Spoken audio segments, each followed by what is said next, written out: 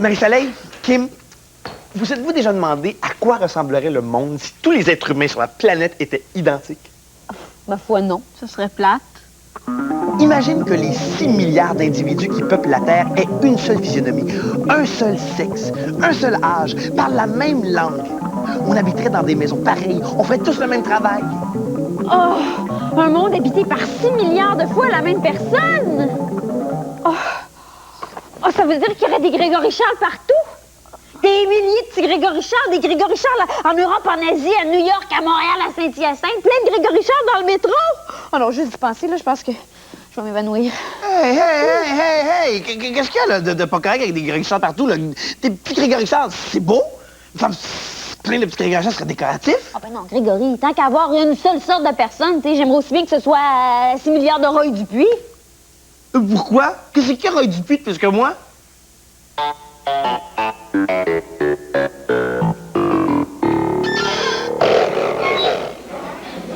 Ça a l'air que des Big Mac, là, qu'on soit à Montréal ou à Moscou, c'est pareil. C'est toujours pain, sauce, oignon, laitue, fromage, viande, pain, sauce, oignon, laitue, cornichon, viande, pain. Alors, juste aujourd'hui, il va y avoir 2,5 millions de Big Mac qui vont être mangés. Ces Big Mac-là, ils vont être pareils.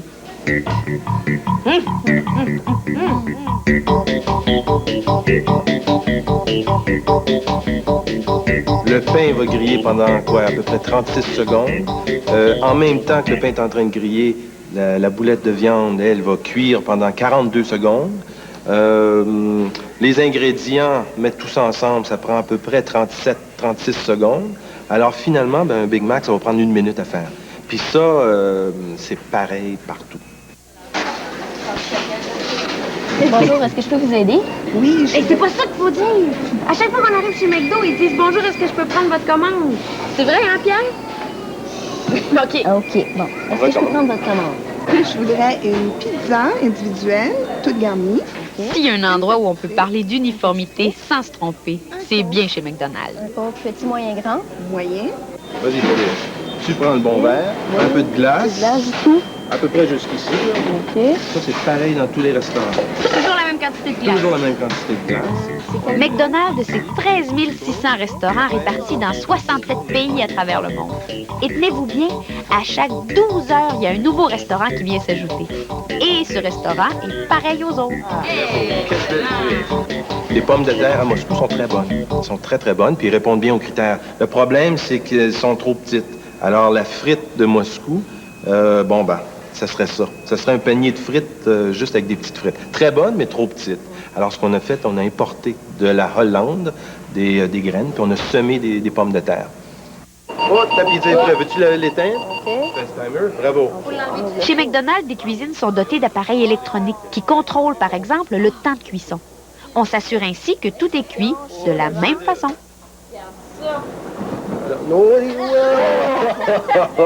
OK, on la coupe en combien de morceaux? 4. 4 morceaux. C'est un petit morceau, mais on va dire que c'est correct. Il y a une université, hein? Il y a l'université du hamburger. À Chicago, c'est la grande université, un vrai pavillon. Il y a des facultés. Il y a une faculté de hamburgerologie ici à Montréal. Il y en a une à Paris, il y en a une à Tokyo. Il y en a dans différents pays. Alors, ils vont apprendre la même façon, la même gestion. Pareil. Au mois d'avril 94, on va servir notre 100 milliardième hamburger. Si on mettait chaque hamburger 100 milliards d'hamburgers un à côté de l'autre, on irait de la Terre à la Lune 24 fois. C'est beaucoup de hamburgers, hein? Votre chausson. Merci, à la prochaine. Hey, je pense qu'elle n'a pas payé. Oui. Philippe, On va faire banqueroute avec toi.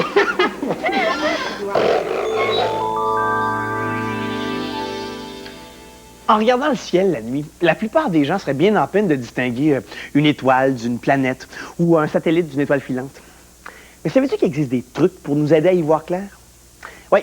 Vois-tu, les planètes, par exemple, comme Vénus et Jupiter, sont généralement plus brillantes que les étoiles parce qu'elles sont plus près de la Terre. Selon la période de l'année, on peut même les observer dès le coucher du soleil. Ce sont les premiers points lumineux qui apparaissent dans le ciel. Ensuite, contrairement aux étoiles, les planètes ne scintillent pas. Elles brillent d'un éclat constant. Comment savoir maintenant si un point lumineux en mouvement est une étoile filante ou un satellite? Les étoiles filantes s'éteignent après quelques secondes, alors que des satellites artificiels se déplacent lentement et disparaissent après plusieurs minutes. Avec un œil exercé, comme le mien, on s'y retrouve facilement. D'ailleurs, je suis passé maître dans l'art de distinguer les astres. Par exemple, ce gros astre-là, celui qui est plus gros que les autres qu'on voit tous les soirs et puis qui a une forme inhabituelle, un peu comme un croissant. Ben c'est Saturne. Ça saute aux yeux, hein? Philou, il veut juste qu'on l'aide avec une de ses expériences en bio. Ça prendra pas 3 heures. C'est ton ami, pas le mien. S'il te plaît, Max. Tu me rendrais service. J'ai le goût de sortir, moi. Premièrement, là, j'en ai jusque-là de tes max, puis de faire ci par-ci, max, puis de faire ça par-là. Deuxièmement, j'ai pas envie de faire de la bio. Bon, OK. De toute façon, la bio, c'est pas ton fort. Je sais même pas si t'aurais pu vraiment l'aider. Hey, je suis aussi bonne en bio que toi, je te ferai remarquer. C'est pas de ma faute s'il y a plus de gars bolés en sciences qu'il y a de filles. N'importe quoi. Nomme-moi les grands scientifiques. C'est tous des hommes? Ah oui? Marie Curie a gagné 2 prix Nobel. Nomme-moi donc un homme qui en a gagné 2. Je parle en général. Mélanger du sulfate de potassium avec du nitrate de je sais pas trop quoi, ça prend plus de savoir-faire que de mettre des fraises dans une pâte à tarte. Quand tu seras capable de faire une tarte, là, tu m'en reparleras. Bon. Mais tu me feras pas changer d'idée là-dessus? La science, c'est une affaire de gars? Fais-moi pas pomper. Pourquoi tu penses que Philo vient tout le temps te voir quand il a besoin d'aide en français, puis vient tout le temps me voir pour l'aider en bio? Pour la simple et bonne raison que t'es poche en français. T'écris pas encore en lettres attachées, là. Faut le faire. Ha ha ha. Si je comprends bien, vous êtes supérieur à tous les niveaux. Tu le reconnais enfin. Il est pas trop tôt. OK. Si tu veux que je reconnaisse que les filles sont aussi bonnes que les gars en sciences, va falloir que t'aies Philo. J'ai pas besoin de me convaincre de quoi que ce soit. Je suis déjà. La bio, y a rien là. Bimax, paraît que t'as accepté d'être mon assistante d'un soir pour ma prochaine expérience scientifique. Ben, je pense qu'elle veut pas. Ah, j'ai juste besoin d'aide. Pour mesurer mes souris.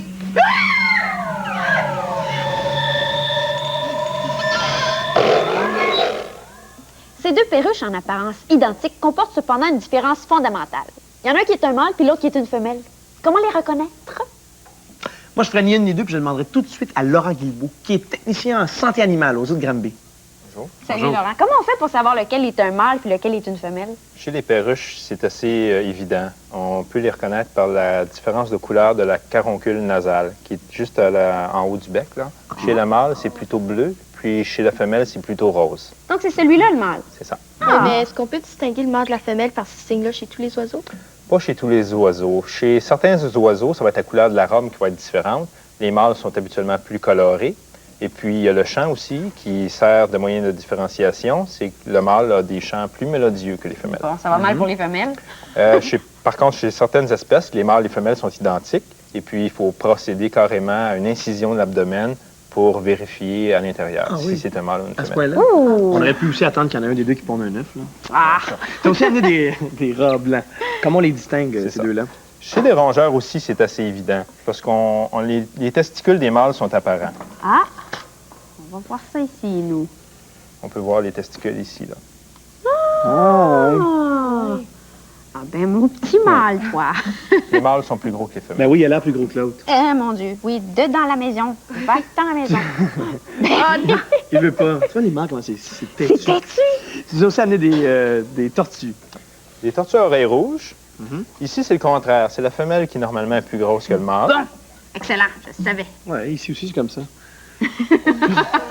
Il y a d'autres moyens aussi de les différencier. Il y a d'autres moyens de les différencier. C'est que le mâle a des griffes plus longues que la femelle. Ah oui, on le voit aussi. Et puis, la partie inférieure de la carapace, on appelle ça le plastron, c'est plutôt concave. OK. Pour pouvoir mieux grimper sur le dos de la femelle. Ça pour être plus stable lors de l'accouplement. Donc, tu nous as aussi amené 2 serpents. Puis je te dis tout de suite, j'aimerais beaucoup leur toucher, mais malheureusement, je suis allergique aux serpents de père en fils, une vieille affaire. En tout cas, je vais te laisser les toucher quand même. OK. Ici, c'est 2 serpents rois de Californie. Chez les serpents, il faut procéder à un petit test.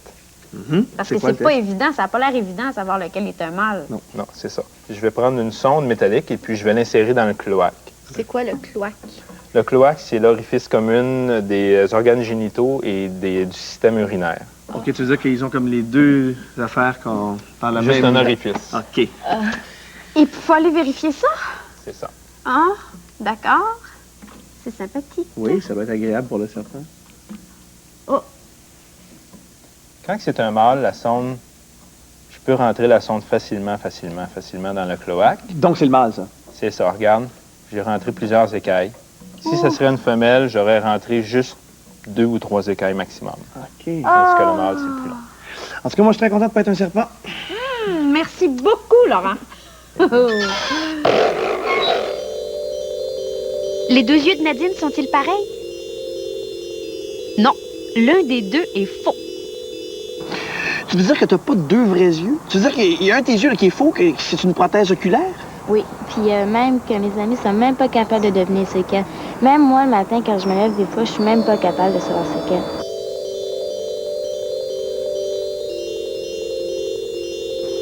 J'ai eu une maladie, mais c'est ce qu'on appelle un rétinoblastome, mais c'est plutôt le cancer de la rétine. Puis là, ils ont été obligés de m'enlever l'œil. Puis là, depuis ce temps-là, je porte une prothèse. Pour remplacer l'œil que Nadine a perdu, l'oculariste, Jean-François Durette, lui a fabriqué une prothèse de plastique. C'est fait sur mesure pour chacun des patients. Pour Nadine, dans ce cas-ci, le chirurgien a mis un implant pour remplacer le globe quand ils l'ont enlevé. Et puis, il attache les muscles à cet implant-là. Les tissus, lorsque c'est guéri, là, nous, on fait la prothèse pour combler le reste du volume. Et puis, c'est l'implant qui fait bouger la prothèse. Ah, OK. Donc, les muscles, ils sont attachés directement à cet implant-là. Et puis, c'est ça qui bouge, qui fait que les 2 yeux vont... Oui, c'est pour ça que c'est facile d'enlever la prothèse, parce que la prothèse n'est pas attachée aux muscles. C'est l'implant qui est attaché aux muscles. Ta prothèse oculaire, est-ce que tu l'enlèves pour te baigner ou pour dormir? Non, je la garde tout le temps, sauf que quand j'ai une grippe, après, vu qu'il y a du mauvais, il faut que je l'enlève pour la nettoyer. Sinon, mon œil peut rester collé le matin. Puis, faut que je l'enlève aussi pour 4 fois par année pour la nettoyer comme il faut, parce qu'après ça, des fois, il y a du mauvais qui se forme, puis c'est pas bon pour les prothèses.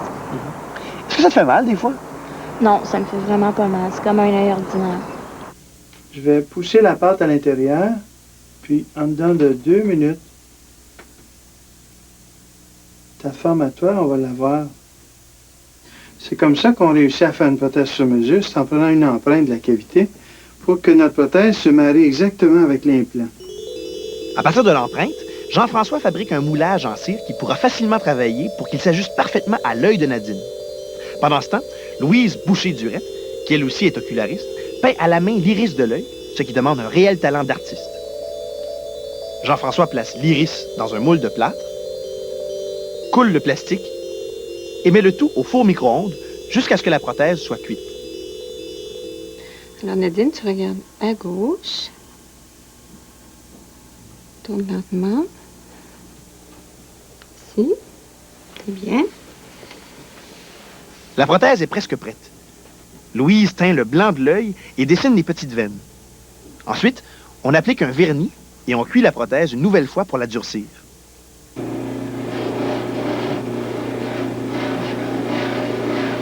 Des fois, c'est sûr, il faut que je m'avais plus la tête que d'autres. Puis c'est sûr, c'est parce que je vois de la moitié. Fait que quand on voit de la moitié, c'est ça qui arrive, là. Mais il n'y a pas vraiment de problème.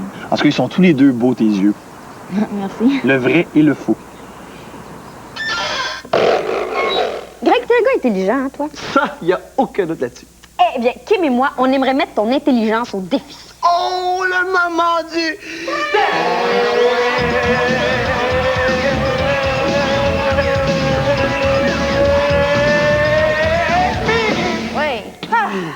OK, c'est quoi votre défi? Eh bien, on aimerait que tu nous expliques un phénomène scientifique tout à fait déroutant. Je suis prêt. Voici 2 balles de golf. Ah, je suis complètement dégoûté. T'es nono. Les 2 balles sont bien identiques. Et on a ici la même quantité d'eau dans ces 2 béchères tout à fait identiques. Jusqu'ici, mon intelligence et moi, nous sommes d'accord avec vous. Pourquoi une des balles flotte alors que l'autre coule? Ça là, c'est parce que cette balle-là ici a vécu une enfance très difficile. Qu'un rapport. OK. Je sais pas, moi. C'est parce que cette balle-là se prend pour un sous-marin, puis l'autre se prend pour un paquebot. Mais non, tu gèles, Grégory.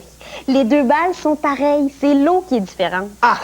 Je savais qu'il y avait un truc. Il y a tout le temps un truc! Non, c'est pas un truc. C'est tout ce qu'il y a de plus scientifique.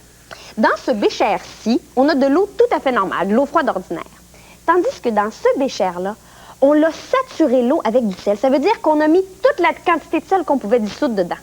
Puis depuis quand le sel fait léviter les balles de golf? Mais non. Le sel dissous dans l'eau rend l'eau plus dense. Donc, la balle flotte. L'eau salée des mers est beaucoup plus dense que l'eau douce des rivières. C'est pour ça qu'on flotte mieux dans les mers que dans les lacs ou les rivières. C'est vrai. Prends la mer Morte au Moyen-Orient. Son eau est tellement salée qu'aucun poisson peut vivre dedans. Sa densité est si élevée qu'on peut même s'asseoir dessus et flotter.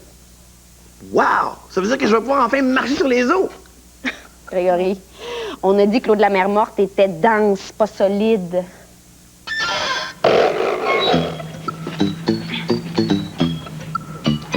J'ai pas peur des souris, bah. Reviens-en, t'as tellement crié que t'es toutes traumatisé. Les souris, puis Philo aussi. Ben, si tu me l'avais dit avant qu'il voulait faire une expérience avec les souris, là, j'aurais pas sauté au plafond. Je me serais préparée mentalement. Oublie ça, Max. CA va rester. Mais y en est pas question. Si t'as besoin de quelqu'un pour t'aider, là, je vais le faire. Tu dis ça juste par orgueil. Là, vous allez pas vous battre pour m'aider, quand même. Bon, toi, je m'en occupe. T'es sûr? Qu'est-ce qu'il faut qu'on fasse? Es-tu certain qu'elle va être utile? J'aimerais mieux que ce soit toi. Mais pourquoi je vais être capable, je te dis? C'est parce que je fais une expérience sur la reproduction. Puis? Va falloir changer les souris de cage. Ça me prend un mâle puis une femelle pour qu'ils se reproduisent. Si t'es stressé, les souris vont le sentir. Faudrait pas. CA, lui, a vraiment pas peur des souris. Hein, CA? Pas du tout. Bon, comme vous voulez. Mais après, vous viendrez pas me dire que les filles ont peur des souris parce que j'étais prête à essayer. Bon, on commence-tu? Si je comprends bien, j'ai juste à prendre un mâle et une femelle puis les mettre ensemble, c'est ça? Non, avant, tu vas les prendre dans tes mains, moi, je vais les mesurer. Pourquoi je les prendrais dans mes mains? C'est tes souris. Pourquoi tu penses que je t'ai demandé de l'aide? J'ai ça, toucher à ça, moi. Ah, ben bonne, celle-là! T'aurais pas pu le dire avant? CA, ça, là, je veux que ça reste entre nous deux. Je veux pas jamais que tu dises ça à ta sœur, compris? Compris. Il est comme un tout petit. Savais-tu que depuis le début du monde, on estime qu'il serait tombé 10 à la 35 flocons de neige? Et ça en fait du flocon. Alors, tu te demandes qu'est-ce que ça veut dire, 10 à la 35? Regarde bien. C'est un 1 suivi de 35 zéros. Mais le plus fou là-dedans, c'est qu'il ne serait jamais tombé 2 flocons de neige pareils. Tous les flocons de neige, tous sans exception, sont hexagonaux. C'est-à-dire qu'ils ont 6 côtés. Mais suivant le taux d'humidité et la température de l'air au moment de sa formation, chaque flocon adopte une forme bien particulière. Pour que 2 flocons de neige soient identiques, il faudrait que ce soit formé à la même altitude, à la même température, avec la même force de vent et qu'ils aient réagi de la même manière à tous ces facteurs. Faut bien demander un miracle. Tous les flocons ont beau se ressembler, ils sont tous uniques. Moi, mon préféré, là, c'est celui-là. Ouais, il est beau, celui-là. Il est considérablement plus beau que l'autre ici, là. Celui qui a son air de bœuf. Ah, mais tiens, celui-là aussi, c'est pas mal.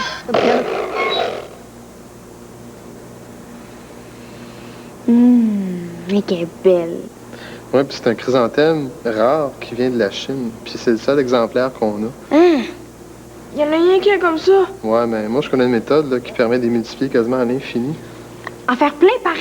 Oui, on pourrait en produire des milliers à partir de celui-là. Tout comme ça, là. Oui. Wow!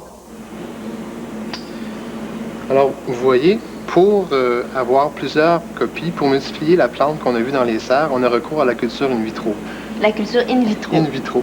La culture in vitro, c'est la culture qui se fait en laboratoire sur des milieux de culture artificielle, puis en absence de contamination, ça veut dire sans bactéries, sans champignons. Ce que j'ai fait, j'ai pris des petits bouts de tige, je les ai désinfectés, puis là, je les ai mis en culture, puis là, ça nous a donné les 5 plantes qu'on voit ici. Puis ce qui est encore plus intéressant, c'est à partir de une de ces plantes-là, on peut la découper encore en petits morceaux.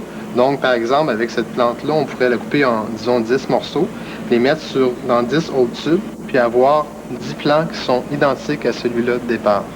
Ouais, mais dis-moi, à quoi ça sert, cette gélatine-là? C'est une espèce de gélatine à laquelle on incorpore des sels minéraux, des vitamines, du sucre, puis aussi des régulateurs de croissance, c'est comme des hormones. Puis ça permet à la plante de se développer. Si on effectue les manipulations avec des gants, sous une hotte et près d'une flamme, c'est pour éviter que des microbes viennent contaminer les plantes et les empêchent de se développer. Comme tu vois, là, on va couper la plante en plusieurs morceaux. Il y en a un ici. Je vais en couper un autre comme ça.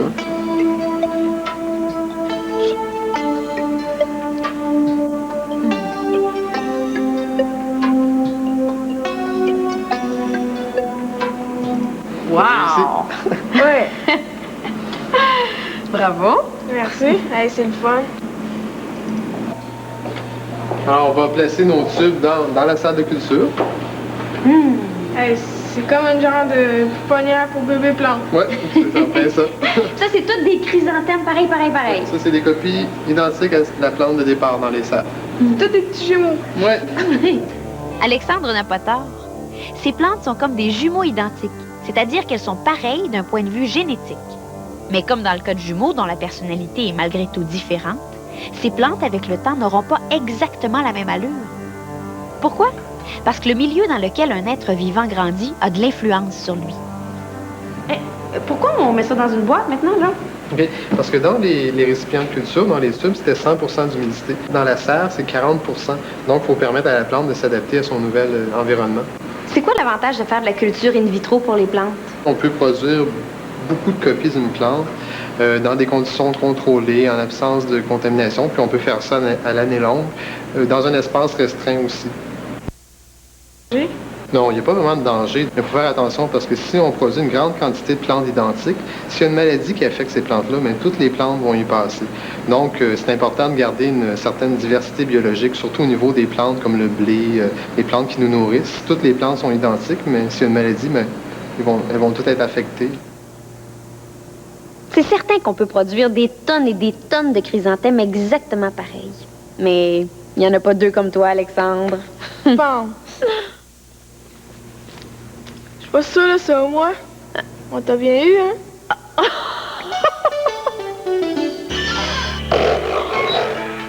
On entend souvent dire pour moi, les Asiatiques sont tous pareils. Ou les Noirs, ils se ressemblent tous. C'est parce qu'on a tendance à regarder chez les autres le trait qui n'existe pas dans notre propre groupe. Quand on regarde les Noirs, on ne voit que la couleur de leur peau. Parce que pour nous qui sommes blancs ou jaunes, c'est le trait le plus frappant. Les Blancs et les Noirs remarquent chez les Asiatiques leurs yeux bridés. Et les Asiatiques remarquent chez les Blancs leur nez. C'est une question de perception parce qu'il suffit de regarder pour voir que chaque visage est unique. On a toujours classifié les gens selon leurs critères, leur caractère racial le plus apparent, la couleur. On a divisé le monde en blanc, noir et jaune. Mais quelle que soit notre couleur, on a tous la même intelligence, on a tous la même série de groupes sanguins, et des comparaisons effectuées au niveau des molécules ont prouvé qu'il n'y a pas de différence fondamentale entre chacun des groupes. On ne sait pas exactement ce qui fait que nos visages sont différents. On sait par contre que l'adaptation au climat a modelé en partie le physique des différents groupes. Les groupes vivant dans les pays nordiques ont une peau plus blanche qui est adaptée au faible ensoleillement.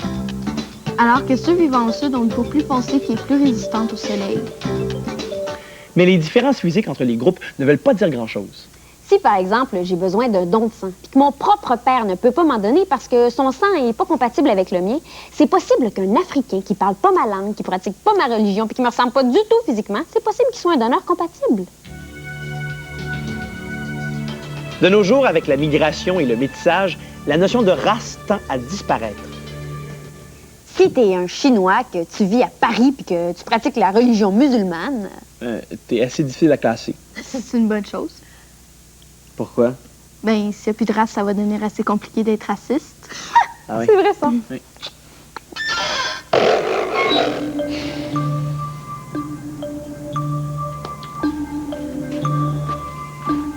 Qu'est-ce que vous attendez? On attend qu'elle se reproduise. C'est bien long, donc. Laisse-leur le temps de se déchaîner. Je comprends rien là-dedans. Ils s'aiment pas ou quoi? Le prof m'avait dit qu'une femelle et un mâle souris, ça s'accouplait de même. Puis, est-ce qu'ils l'ont fait? Non. Ben, quand vous allez avoir fini, là, j'aimerais ça les prendre dans mes mains. Ben quoi, j'ai décidé d'essayer, une fille a bien le droit. Si tu veux. Comme je la connais, là, elle sera jamais capable. Si moi j'ai été capable, elle va l'être. On gage-tu? On gage 2 piastres. Deal! Est-ce qu'on lui demande de le faire maintenant? Ça n'a pas l'air d'être parti pour marcher leur affaire. OK. Max! Ouais? Nos 2 souris veulent rien savoir. Si tu veux les prendre dans tes mains, c'est le temps. Nous autres, on remet notre expérience à demain.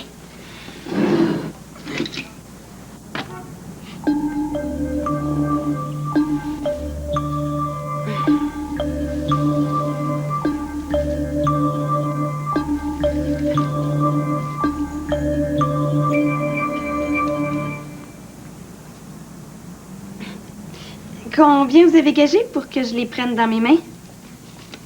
On n'a rien gagé. Ben, moi, je vais faire une autre gageure avec vous autres. Quoi? Je vous gage 5 $ que vos souris se reproduiront jamais. Oui. C'est 2 mâles. Ben, c'est une femelle, celle-là. Ben, c'est peut-être une femelle pour vous autres, mais elle a des testicules. Je pense qu'il y a encore de la place pour les filles en sciences. Hein? Ciao!